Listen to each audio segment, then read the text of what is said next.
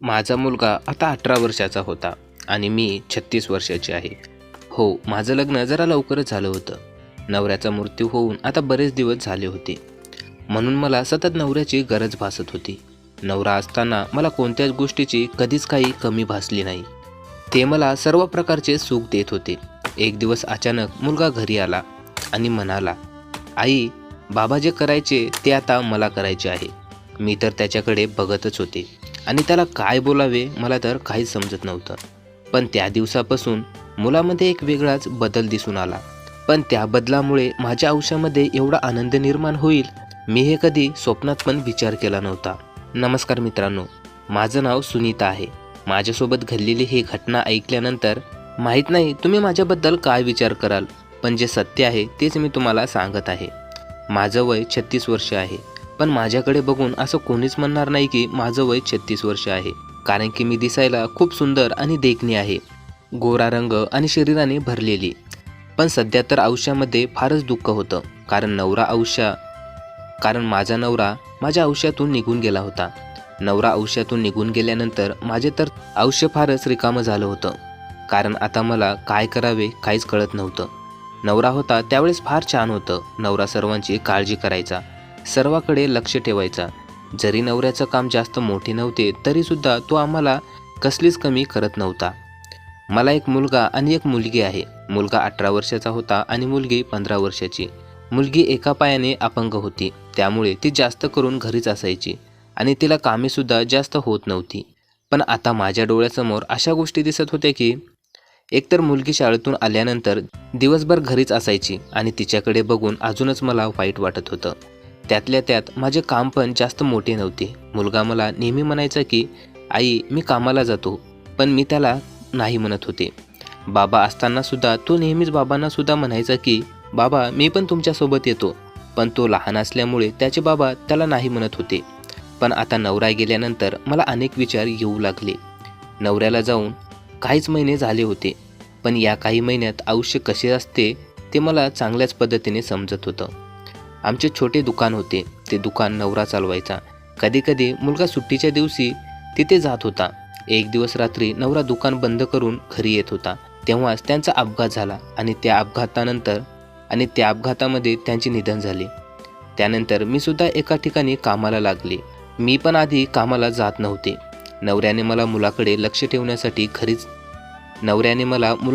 ठेवण्यासाठी घरीच राहायला सांगितलं होतं. आता मुलगा मोठा झाला होता आणि तो 19 वर्षाचा झाला. तसेच त्याने कॉलेजच्या प्रथम वर्षामध्ये आता प्रवेश केला होता. नवऱ्याच्या निधनानंतर मुलामध्ये फारच बदल दिसून येत होता. तसा तर अगोदर पण तो माझ्यासोबतच चांगला बोलायचा, माझी काळजी करायचा, पण काही गोष्टीमुळे मला त्याचा राग पण येत होता. पण एवढ्यात मला त्याच्यात खूप मोठा बदल जाणवत होता. तो आता नेहमी माझ्या जवळच असायचा आणि मला अनेक प्रश्न करायचा. मला नवऱ्याची फार आठवण येत होती, म्हणून मी रात्री फार वेळ शांत असायचे. तेव्हा मुलगा माझ्या जवळ येऊन मला अनेक प्रश्न विचारायचा आणि म्हणायचा, आई, तुला बाबाची आठवण येत आहे का? मी त्याला हो म्हणायचे. तेव्हा मुलगा म्हणायचा की आई, तू काळजी करू नको, मी तुझ्यासोबत आहे आणि मी तुला सोडून कुठेही जाणार नाही. तसे ते मुलाचे शब्द ऐकल्यानंतर मला फार छान वाटत होतं. मी अनेक दिवस नवरा गेल्यानंतर फार त्रासामध्ये होते. जेव्हा मुलगा नेहमी माझ्या जवळ असायचा आणि मला समजवत होता, त्याच्या समजवण्यामुळे माझ्यामध्ये पण बदल झाला होता आणि माझ्या मनामध्ये जगण्याची एक नवीन इच्छा निर्माण झाली होती.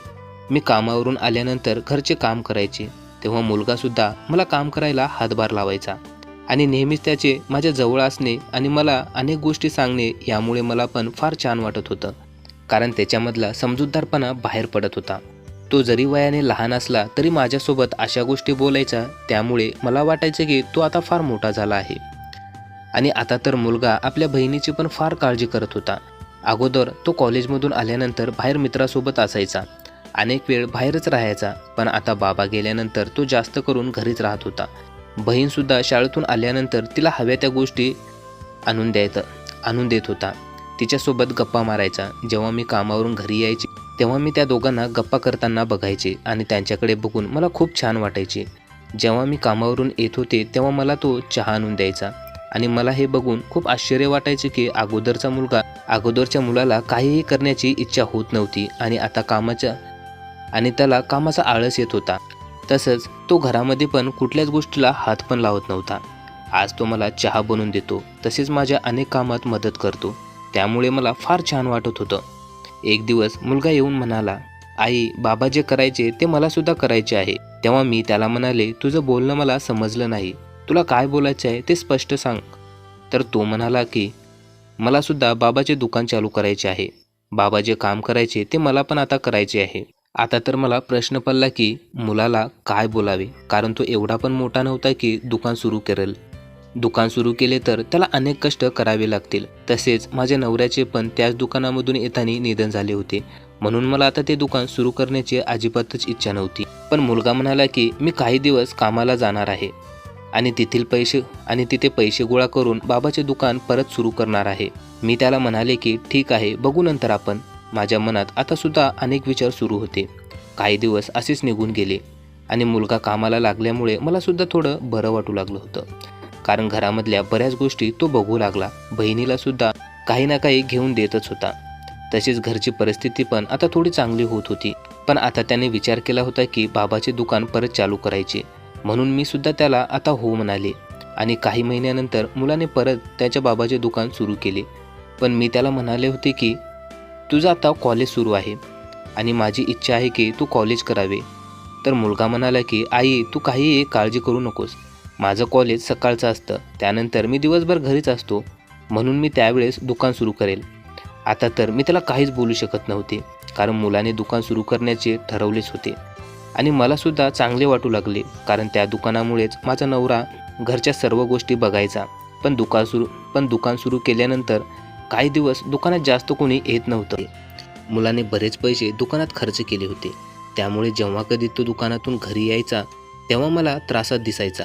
म्हणून मी एकदा त्याला विचारले तर म्हणाला, आई, दुकानात जास्त कोणी येत नाही, पण बरेच पैसे दुकानात खर्च केले आहे, तरीसुद्धा दुकानात जास्त ग्राहक येत नाहीत. मी त्याला म्हणाले, तू काळजी करू नको, हळूहळू सर्व ठीक होईल. कारण अनेक लोकांना आपले दुकान सुरू झाले हे माहीत नाही.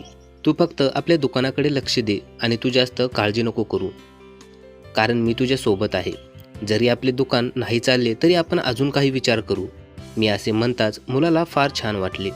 खरं तर त्यावेळेस मुलाला सांगण्यासाठी कोणीतरी हवे होते, ज्यामुळे त्याला एक प्रोत्साहन मिळेल, कारण त्याचे वय आता पण खूप लहान होते आणि त्याची विचारसरणी तेवढ्यात खूप मोठी. तरीसुद्धा तो लहान वयात फार मोठ्या गोष्टी करत होता. मुलगा आता रोज दुकानात जात होता आणि फार मेहनत करायचा. सकाळी उठून कॉलेजला पण जात होता. मला तर त्याच्याकडे बघून आश्चर्य वाटत होतं. एवढ्या लहान वयात बऱ्याच गोष्टी तो शिकला होता. हळूहळू दुकानात ग्राहक वाढू लागले आणि दुकान चांगले चालू लागले. त्यामुळे मला फारच खुशी होत होती. तर मुलाला माझ्यापेक्षा जास्तच आनंद होत होता, कारण त्याने केलेल्या कष्टाचे फळ त्याला मिळत होते. आता मुलाला दुकान सुरू करून बरेच महिने निघून गेले होते आणि दुकान चांगले चालत असल्यामुळे घरात सर्व गोष्टी हळूहळू येऊ लागल्या.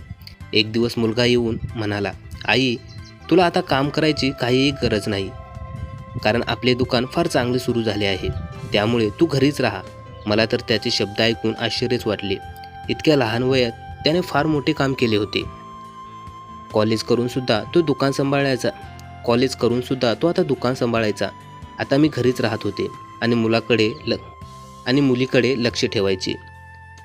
आणि काही वर्षातच आमच्या घरची परिस्थिती फारच चांगली झाली आणि घरात कसलीच कमी भासत नव्हती. आता जे नातेवाईक आम्हाला विचारत सुद्धा नव्हते ते सुद्धा आमच्या घरी येऊ लागले. मी कधी विचारही केला नव्हता की माझी घरची परिस्थिती इतकी चांगली होईल. या सर्व गोष्टी 100% खऱ्या आहेत, पण मुलाच्या डोक्यात चालत असणारा तो डाव समजायला मी जरा उशीरच केला. कारण तसं मुलासोबत मला काहीही करण्याची अजिबातच इच्छा नव्हती, पण परिस्थितीमुळे आमच्यात असं काही घडून आलं. आमच्या दोघांमध्ये अशा कोणत्या गोष्टी घडून आल्या ते आपण पुढील भागामध्ये पाहूया. त्यामुळे आपल्या चॅनलला तुम्ही सबस्क्राईब करून ठेवा, व्हिडिओला देखील लाईक करून ठेवा. नवीन भाग आपण लवकरच अपलोड करू.